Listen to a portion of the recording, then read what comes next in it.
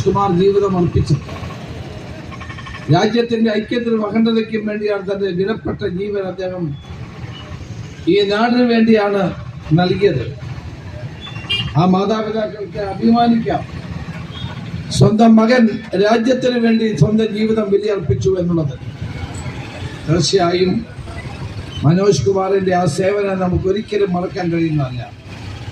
ഞാൻ ഈ സന്ദർഭത്തിൽ ഈ സ്മൃതി മണ്ഡപത്തിൽ പുഷ്പാർച്ചന നടത്തിക്കൊണ്ട് അദ്ദേഹത്തിൻ്റെ ധീരമായ ഓർമ്മകൾക്ക് മുമ്പിൽ പ്രണാമങ്ങൾ അർപ്പിച്ചുകൊണ്ട് ഈ guardian of the nation from Alappuzha GNA, ഈ ആലപ്പുഴയുടെ സ്വന്തം അർദ്ധ സൈനിക കൂട്ടായ്മ ഇങ്ങനെ ഒരു പരിപാടി നടത്താൻ തീരുമാനിച്ചതിൽ വളരെ സന്തോഷമുണ്ട്.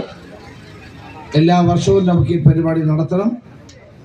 സൈന്യത്തിൽ ചേരാനും സേനയിൽ അംഗങ്ങളാകാനും പുതിയ തലമുറകൾക്ക് പ്രചോദനം നൽകുന്ന തരത്തിലാണ് ഇന്ന് guardian of the nation from Alappuzha പ്രവർത്തിക്കുന്നത്. എല്ലാവരെയും അഭിവാദ്യം ചെയ്യുന്നു. ഞാൻ കൂടുതൽ കാര്യങ്ങളിലേക്ക് ഒന്നും കടക്കുന്നില്ല.